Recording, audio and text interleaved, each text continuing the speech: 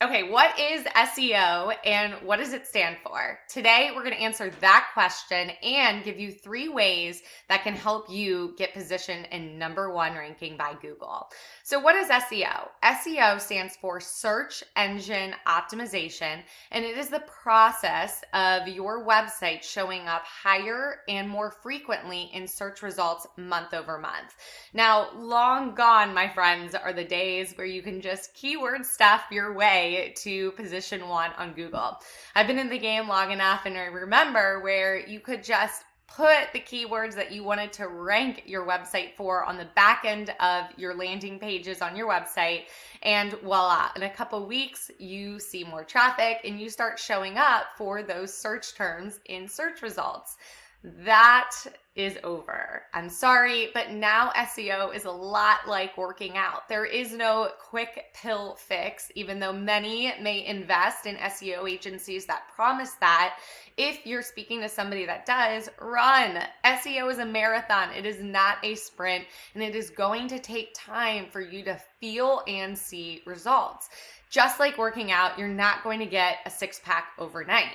It takes eating right and every day making better decisions for your health and overall fitness journey to get that dream body that you're going after. This is just like SEO. SEO, again, is a marathon. It's not a sprint.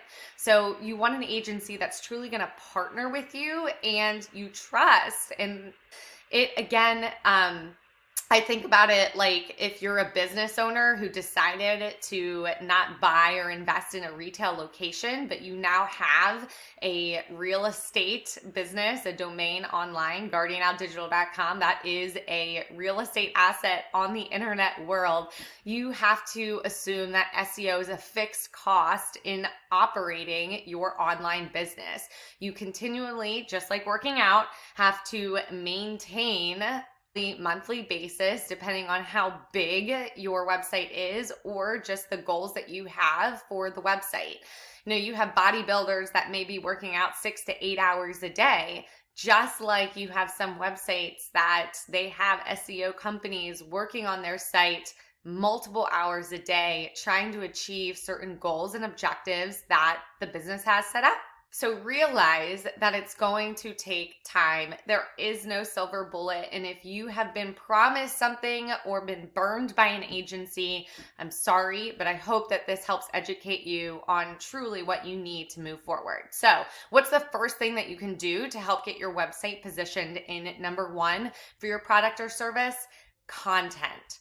Content is super important, and new content. So if you're a business, whether it's you're selling a product or a service, Google doesn't really like ranking your site unless it sees that people already like it and are engaging with it. So you're going to want to make sure that on each landing page, you have at least 500 words of content talking about what that landing page is about. It doesn't always have to be new blog posts added to your website to achieve #1 results. You could have a product pages that have really light content and adding frequently asked questions, your history, information on that particular product and why someone should buy it.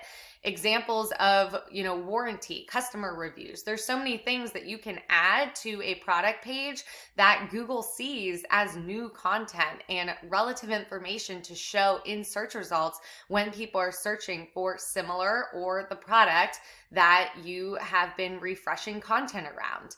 So keep in mind, it doesn't have to be new blog posts every day because quantity isn't as important as the quality of content that you're providing for visitors.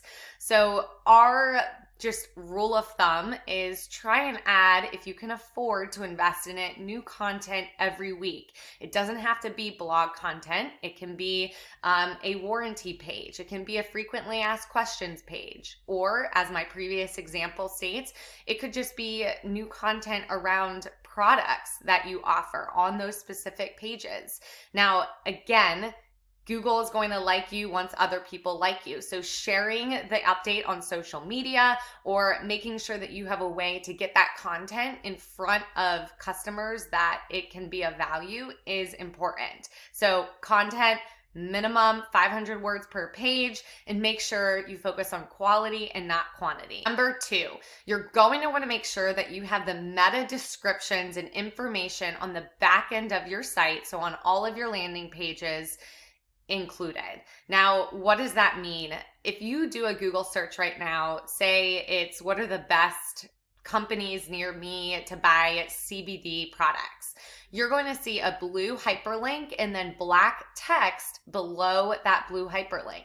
The blue hyperlink is a page title. That is a page title. The black descriptions is what's called meta description. So when you hear an SEO company or people talking about metadata or information, that is what Google reads on the back end of your site to enable it to showcase your website or the landing page of your product or business service in front of consumers that are searching for what that landing page is about.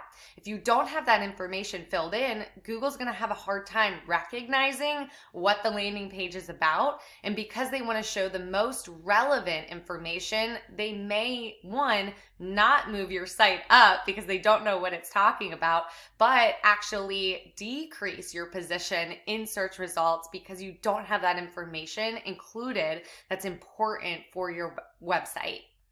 So you're going to want to make sure that you do go through your website with a fine-tooth comb. We like to use a tool called Screaming Frog that'll at least allow you to export all of your page titles, meta descriptions, and alt text, which is your image captions. So especially if you're in e-commerce, if you don't have this description filled out for any of your products, Google has no idea what the image is about. It doesn't have eyeballs. So you're going to need to provide that information to Google. Now, a question we get often is, okay, Jenna, I implemented all of my metadata. Shouldn't that be all I need and I never have to touch it again? No, it's like working out. You have to continually put maintenance into it. Say you have special pages that your specials change multiple times a year. Maybe you offer a brand new service, or maybe just like a few years ago, people start searching for your product differently.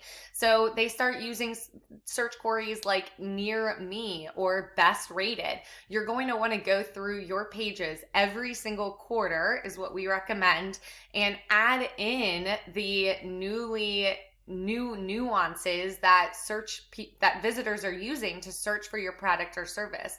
This may be very redundant, but if you ever worked out before, you've probably get into a routine and then you notice, oh wow, I need to change it up. I need to refresh the way that I'm doing things. Google operates the same way. If your page information and metadata just stays stagnant, Google's going to assume that there's really no updates in your business, and it has no reason to continually move you up in the search results. So at least quarterly, review your page metadata and information and go through and add new search queries that are being found online. And we'll get to how you look into that here in a moment.